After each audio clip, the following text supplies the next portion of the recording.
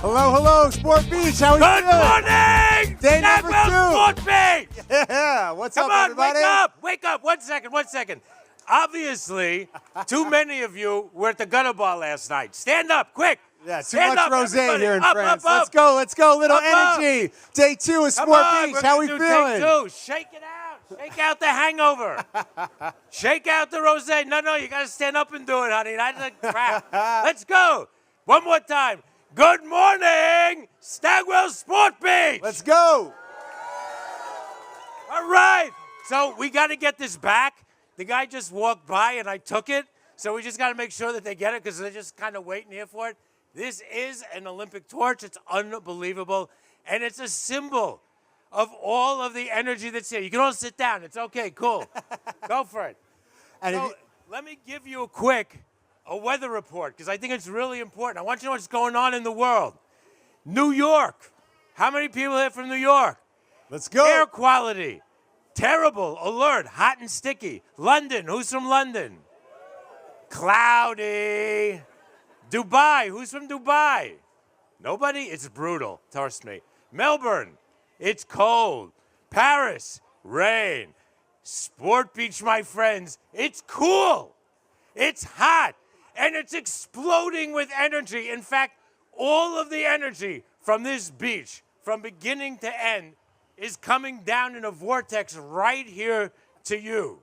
So we thank you for being here. We thank you for coming. And the energy you're adding to it, it is only going to get bigger and better, and we have a great day for you. That is an incredible understatement. day, Ben, That right? is an understatement. We have an incredible day of speakers, of panels. Be sure to check out the Olympic torches that are sitting over there on the side of the beach. We have an awesome lineup planned for you for day 2 of Sport Beach. Big shout out to Stagwell for putting this whole thing on. Let's make some noise for our friends at Stagwell for hosting us here at Cannes Lions once again, year number 2. So originally there had been some talks of doing a nightcap live, a recording of one of the best shows that's out right now with Chad Ochocinco and the great Shannon Sharpe. But unfortunately, Ocho got caught up on some travel plans. So what we did, we pivoted. We're going to have Shannon Sharpe, of course, on stage, and he'll be joined by his longtime business partner, sports media executive Jamie Horowitz, for a great behind-the-scenes conversation about everything happening in the world of sports, including the Boston Celtics winning the NBA championship last night. For those of you who stayed up at 2:30 in the morning for Watch Tip, we appreciate you being here with us today. And let's kick off the day, shall we? But stay tuned because afterwards, we've got an incredible lineup with special guests, unbelievable. Megan Rapinoe, Shannon Sharpe, Justin Jefferson, Chloe Kim, and more. And you, because you are the real stars. You create the energy. You come here, and we thank you. Download the app. That's a cheap commercial, but do download the app because it'll tell you what's going on the rest of the day until Thursday night. You're all welcome. We look forward to seeing you through the day. And now, let's match David's energy, shall we? Come on, Sport Beach, make some noise. Let's give it up for Shannon Sharpe and Jamie Horowitz. And Ben and I got to get out of here and give him back the torch.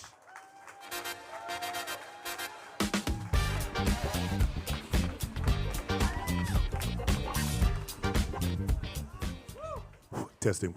Good morning. All right, so Shannon and I first had a chance to work together in 2015. He was a guest on a show on ESPN called First Take.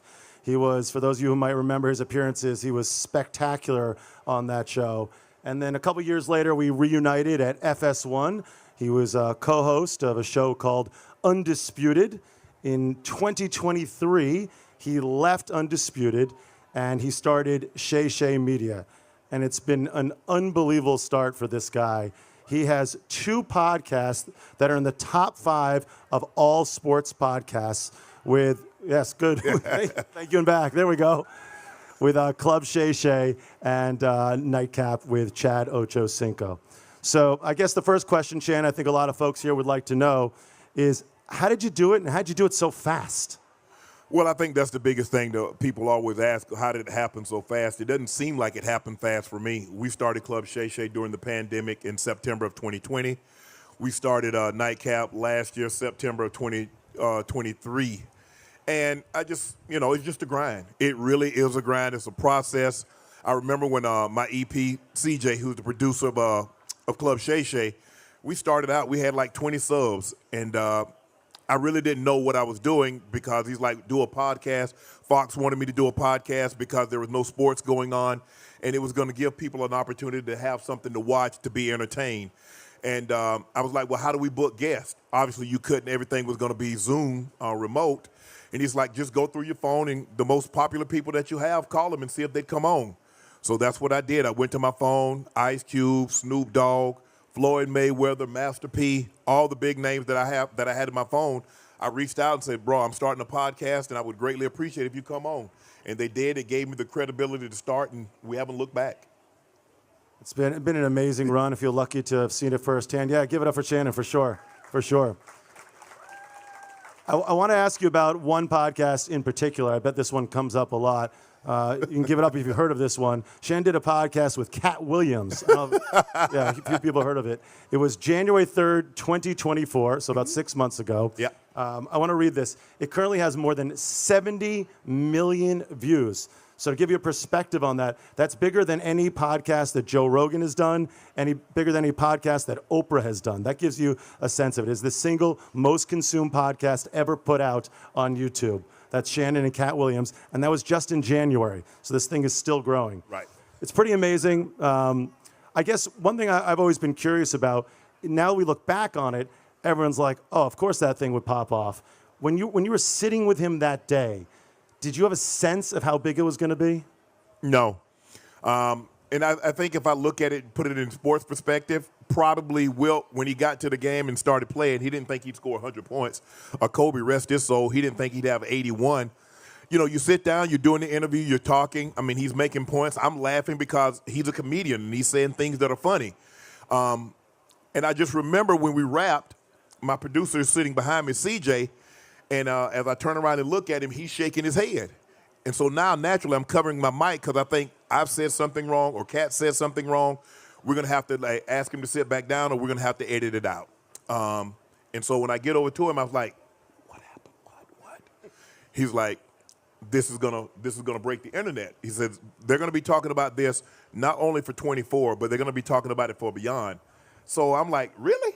Because I was just hoping to get like 10, 15 million views. And I think most of you guys know YouTube. For someone to sit down and have a conversation, an interview, and you get 10 to 15 million views, that is a monster number. And so I remember we released everyone noon Eastern, and I see 10,000, I see 15, I see 20, 30, 40, 50. I see 125,000 watching it in a live chat simultaneous. And so I'm like, okay, this is going to be really, really good. But I'm still not thinking what it eventually got to. And I remember calling CJ. I would say, well, CJ, you think we're going to get 10 million? He's like, nah, we're going to do 20. I was like, oh, that's good. So I hung the phone up. The next day I call him, we're at 33 million. I was like, CJ, how many do you think we're actually going to get? He said, we'll do 50. He's like, there's really an outside chance we could break the record.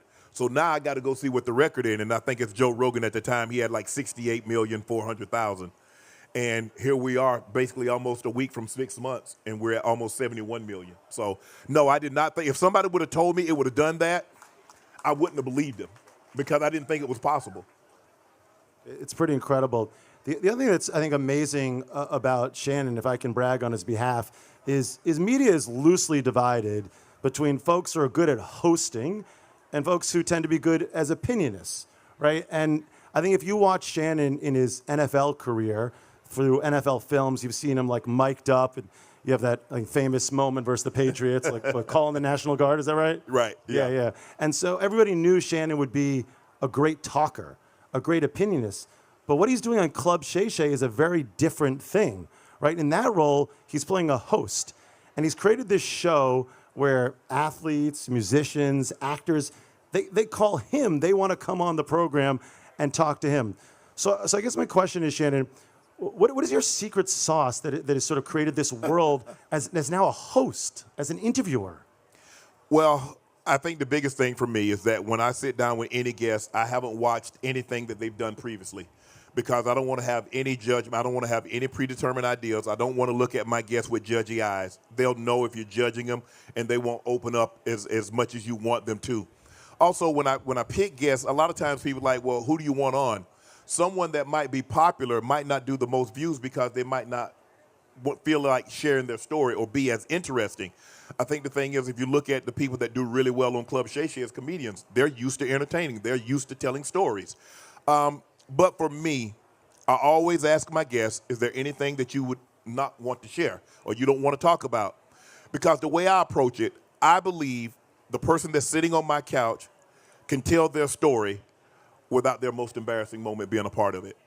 And I think once they realize that, they'll open up and they'll go places they probably haven't or they didn't think they were going to go.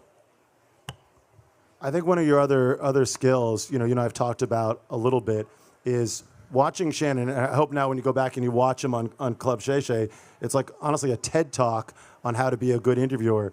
Is the way you use the word yes, right? And that's obviously famous in improv. People always talk about yes and I just think you have sort of an inclination. No matter what they say, I always hear you go yes, and then they say something they didn't expect they would say. Yeah, I think the thing for me is that when I go on, I'm not trying to talk. I've heard my voice. I've done 2 episodes on First Take, Mondays and Tuesday. I've done probably 3 episodes of Nightcap. So I've heard my voice. And I think my audience, viewing and listening, they want to hear the guest. So it doesn't do me any good to interrupt them or to cut them off or something like that. So and that's why the interviews are so long, is because I give them an opportunity to freely speak. And so sometimes the conversation might take, 5 minutes. It might take, 10 minutes. But I want them to be uninterrupted. I want them to speak freely. I want them to make sure they've gotten everything off their mind with that topic, what we were talking about. And so when we move on, Dave's like, okay, I feel good with what I had to say. You've had an amazing group of folks that have come through: Steve Harvey, Usher, Magic Johnson, Mike Tyson, among many others. Who's on the wish list? Who you want to book coming up? Oprah, Tyler Perry, President Trump, President Biden. Dave Chappelle would probably be the first of the. I would like to have Dave Chappelle, Kevin Hart. It'd be very interesting because a lot of people haven't watched Club Shay Shay. They might be a little more guarded coming on, but I still believe that the people that I just mentioned, they have a very, very interesting story. So even if they were to be guarded, I feel that I can still extract some nuggets out of them that they probably haven't shared before or they haven't shared in a very long time. Let's talk about your other hit show, Nightcap. Yes. It's pretty amazing. For those of you who haven't seen it, it comes on often after NFL games or NBA games. Theoretically, you're there to talk about that night's sports, but it goes in some wild directions. Your producer, Ashley, is sitting here today. Well, there you go. Give it up for Ashley. Thank you. And it's with, of course, Chad Ochocinco. Yes. You guys have developed this sort of unbelievable chemistry. It's as much as I think I'm impressed with the rise of Club Shay Shay. You launched Nightcap in September. In 4 months, it had 1 million subscribers. Mm-hmm. That is so hard to do. These things take time. They do. Right? One of the things we always talk about when you and I are recruiting new talent is it's all about the grind. Yes. You can't rush the process. Mm-hmm. And then they'd be like, well, I don't know, Shannon got to 1 million in 4 months. Doesn't seem that hard. It just moves. Why did that show pop off so fast? Because I think we're both relatable. Obviously, we both know the game of football. We both played at a very high level. But I think the thing is relatability. Because you're talking about 2 guys that, they played professional football, but the stories that we tell, it's like, man, that happened to him? Man, I know it happened to me. It happened to my homeboy. So that makes us like, wow, they're just one of the guys that just happened to play a professional sport. And I remember when you and I was talking about putting this show together, it was only supposed to be a 20-minute show after Sunday, Monday, and Thursday night games. On Sundays, we're going to pick 2 other games, the most important games of the day, and we're going to discuss those. And so the first, I just felt that me being the storyteller that I am and Ocho being the personality that he is, I felt that we could get the point across. We could share something that would really resonate with our fans. And that's what happened. An opportunity came up for me to tell a story. I shared that story, and the chat went crazy, and it's like, this is the podcast we didn't know we needed, and everything took off from there. But Ocho is the perfect He's the perfect yin to my yang. I'm his, yang to his yin. We understand each other because when you and I was talking, I said we need to get somebody that doesn't take himself too serious. We can make fun of each other without someone taking it serious.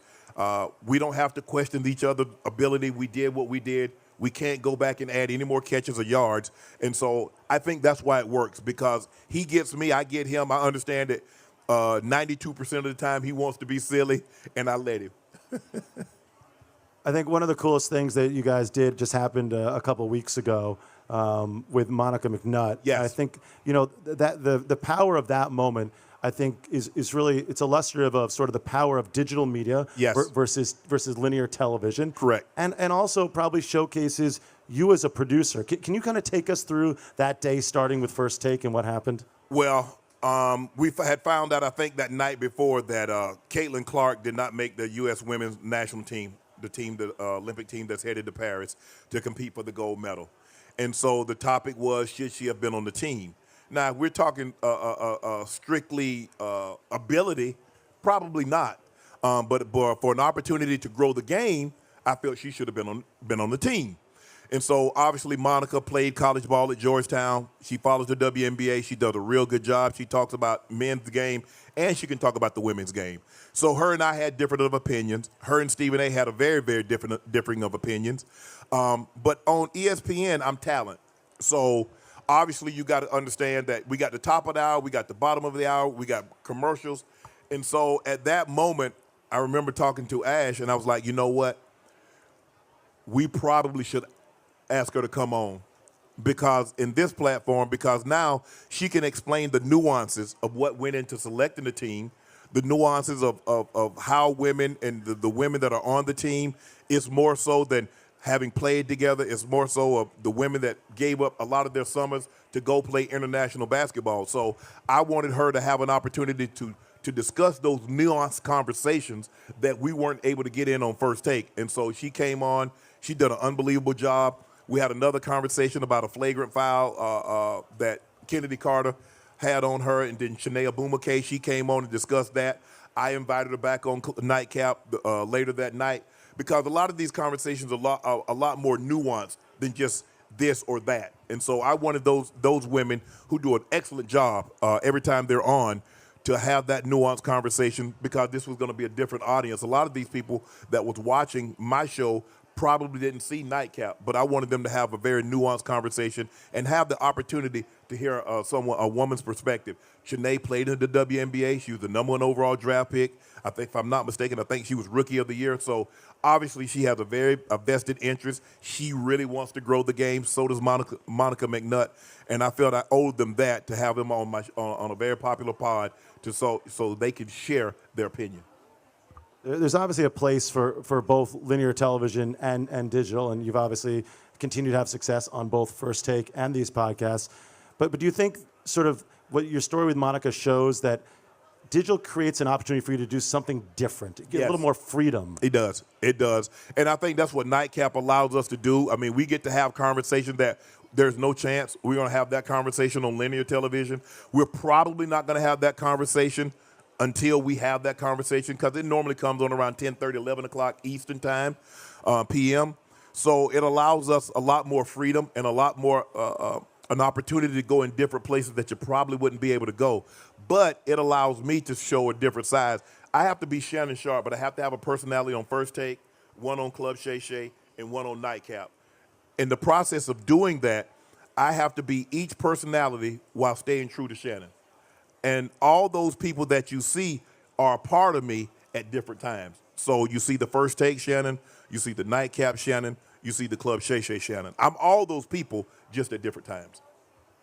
All right, the NBA Finals ended a couple hours ago. I don't know how many people stayed up for that one. I'm going to ask you for your take on that in a second.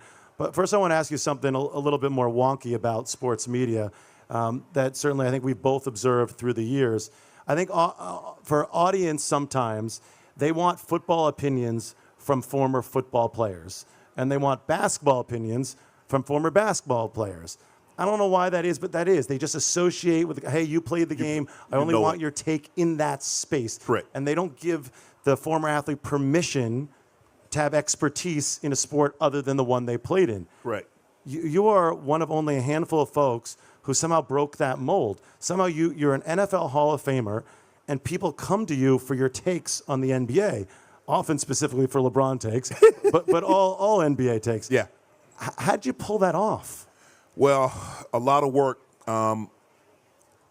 What I tell guys that want to get in this space, especially if you want to do a First Take or Undisputed or something of that nature, you basically have to give up your life, because every sporting event that comes on, you need to watch it. And I think early on they could tell, because I could recall a play and I didn't need graphics. I could recall a play in my mind and says, okay, you remember that play in the second quarter with 2 minutes and 30 seconds left? This, and this happened. And I was like, they put the guy in this spot over here when they should have. And so guys like, man, he's really watching the game. The fans can tell who watched the game. They can tell who's like the game is important to them enough and not just watch highlights and form an opinion off of highlights. They know that I don't watch with sound. So whatever you hear me saying, I'm saying it. That's what I believe. That's my opinion. I'm not saying it's right. I'm not saying it's wrong, but that's the way I saw the game. And so when you guys were doing the focus group at Fox, yeah, when that news came back to me that people value my opinion more in basketball than they do football, I was like, well, damn, I'm doing something wrong in football. All right, since you are a resident basketball expert, give the people just 90 seconds here. What did you make of this NBA final? All these blowouts? What did you make of it all? Yeah. Congratulations to the Boston Celtics. To Jaylen Brown, Finals MVP. Think about it. He won the Larry Bird Trophy for the Eastern Conference MVP. He won the Bill Russell, two great Celtics Finals MVP. He had an unbelievable season. He had an unbelievable playoff run, and I think he was very, very deserving of both of those awards. Yeah, I just think the thing is for, like, Dallas, in order for them to win that series, Kyrie was going to have a Game 5 game throughout the entirety of the series. And it didn't go that way. Luka, because, see, Jason Tatum can play bad, and then you still have Jaylen Brown, you still have Holiday, you still have Derek White, you still have Porzingis that would come in and he could give you anywhere between 10 and 20 points in the game. So if one of the big two from the Dallas Mavericks didn't play good, well, it was going to end up like it did, end up being a blowout. And so I think that was probably the most disappointing thing. I know Kyrie wanted to play better. Obviously a team that he spent 2 seasons with, but it just wasn't to be. Boston, I think people looking at Boston like, y'all got lucky. Joel Embiid was hurt. Tyrese Halliburton got hurt. Jalen Brunson got hurt. Julius Randle was already hurt. Giannis, Dame was hurt. Jimmy Butler got hurt. They're like, well, how many breaks can you get? The Celtics like, we can just play who we play when we play them. That trophy is not going to have any of the things that I just mentioned on it. They're the champs. They earned it, and we'll see what happens next year this time. But they get 4 or 5 months to celebrate this victory. For sure. All right, let's talk brands for a second, since we're around a lot of brands here. I know you brought your longtime agent Jamie Fritz is here. Your CRO Dan Agard is here. You guys are taking lots of different meetings with brands this week. You did a really interesting execution a couple weeks ago. I know Danielle Mischer over at Sony, the CMO of Sony Pictures, worked with you guys to do something with Bad Boys that looked pretty innovative. Can you tell us a little bit about that? Yeah, they reached out and wanted to be a part. They see what we were doing and the engagement that we have with Nightcap. Sometimes anywhere between 50 and 100,000 fans on a live chat, and our fans are engaging. They're asking, they're commenting, and they're asking questions and things of that nature. And all of a sudden now we got Will Smith and Martin Lawrence on our screen, and we're asking them questions, and they're like, "Man, this is really, really cool." Who'd ever thought that Shannon Sharpe and Ocho Cinco would actually be interviewing 2 of the biggest stars in Hollywood, Will Smith and Martin Lawrence, for Bad Boy for a Ride or Die? Congratulations to them. #1 at the box office, over 100 million opening weekend. That franchise now over $1 billion in totally in box office. But it was unbelievable, and to see our fans like commenting 2,000-3,000 comments about how cool it is to see Will Smith and Martin Lawrence on Nightcap, and Ocho and Unc are having a conversation with them. So that's something hopefully we can do. Hopefully brands saw that, and they were like, okay, we want to be a part of that also. But it was very, very cool, something that we didn't even think was possible, but now we know it's possible. The sky's the limit. I know one of the best parts of sort of Club Shay Shay and Nightcap is the personal relationship you seem to have with the fans now, right? Yeah. It feels a lot more one-to-one. The best way, of course, is to go out and literally meet them. I think Audrey's here, who helped put together a live tour that's coming up. Can you tell us a little bit about that? Yes, we all kick off the live tour. Starts August 22nd in Atlanta. Sold out show already. And basically, we sold that show out in a week. Then we travel that Sunday, the 25th, to Houston, Texas.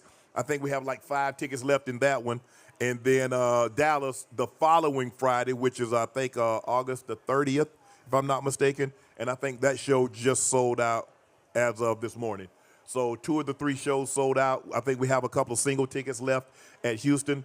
But it's been an unbelievable. And that's something that we wanted to do. Ocho and I both wanted to get out and be amongst the fans. Instead of just, being confined in our spaces where we normally would shoot the show, we wanted to get out, get an opportunity to be with the fans, to do some meet and greets, and to show the fans that we really appreciate this, because none of this is possible without you guys. When we, I'll get you out of here on this one, but when you and I first met forever ago, I don't know, 2014 or something like that. Yeah. One of the things you had asked me at the time, you had said you're always getting advice on who you should be on TV, right? Everyone's saying, oh, you should do more of this, less of that. And I think I said to you at the time, just be more you, right? Lean into exactly who you are. You're already a captivating personality. Don't put on some fake bit, for TV. And one of the many things I always loved about you is your signature phrases. Mm-hmm. And we often see in the chat people like saying them back to you, never mistake, habit for hard work, yes, and a bunch of other ones. If you could just share with folks here today, maybe some of them, and then for me, maybe explain what they actually mean. Well, that's probably the one that you just mentioned, because my grandfather used to tell my brother that all the time, never mistake habit for hard work. He used to tell us, just because you do something over and over doesn't mean you're working hard. And growing up on a farm in rural South Georgia in the 70s, hard work was something that I didn't shy away from. And I understood, having all the odd jobs that I had, it let me realize what I didn't want to do when I got older. Because if that was back-breaking work as a child, can you imagine trying to do that same type of labor in your 20s and your 30s and your 40s? And I didn't want any part of that. So I always took that. I always understood that just because I do something every single day, I ask myself a very simple question. Am I working hard, or is this a habit that I have to do? One of my promises, my grandma used to say, boy, promises like pie crust, thin and easily broken. And that's when, people tell you anything, oh, I promise I'm going to do this. And the next thing you know, they've broken it. I hate that. If you want to do something, just do it. If you don't, I get it. And I'm one of those guys, I'm like, give me a little more time, because I hate to try to commit to something 2 months in advance. And when it comes around here, I got to try to think of a lie to get out of it. So I just like, you just give me some time. Give me a couple of weeks. I want to make sure that I'm still feel the same way that I want to go now then as I do now. So that's another one. And then what's one of my favorites? What's the graph? Oh, yeah. Like when I get a prediction right, I'm quick to tell you when I get a prediction right, the score or who's going to win the game. I say, if I tell you grass will turn to cheese, quit your job and start hustling crackers. Y'all know how much grass is in the world. So if I tell you something, whatever you do and how much money you make, quit that, start hustling crackers. You'll be more wealthy taking to my takes. And what's the cat one? I'm too big of a cat to be played with like a kitten. Sometimes people be playing, and y'all know how I am. You follow me. I don't do all the games. I ain't all about that keying and all that playing. Don't play with me. You play with kittens. You don't play with cats. You don't see people playing with lions. They pick up a little kitten and say, oh, you so cute and cuddly. I ain't that guy. I don't do that. All right, my man. We're at time. Thank you guys for having us on. Good to meet you all. Thank you so much for showing up. Thank you all my fans that watch Club Shay Shay Nightcap, supported me from day one, from CBS to Undisputed to now ESPN. Guys, thank you so much. Shannon Sharpe doesn't exist without all of you. Thank you.